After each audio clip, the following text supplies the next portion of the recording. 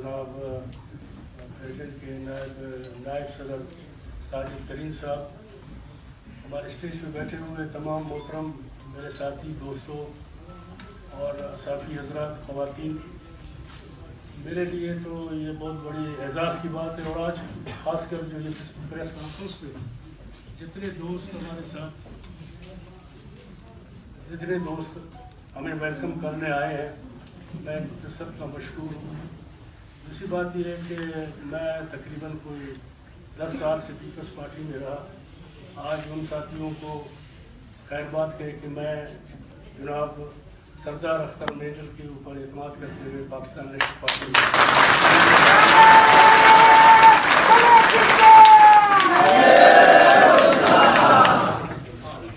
Balochistan national party کے حوالے سے ان کی خدمات کوئی لکی چھپی تو ہے نہیں، اور ایسے حالات میں جو آج کل بلوچستان کے حالات جو آپ کے سامنے ہیں، اس حالات میں جس طرح national party Balochistan national party اپنا کردار ادا کر رہا ہے، وہ قابل تعریف ہے۔ میں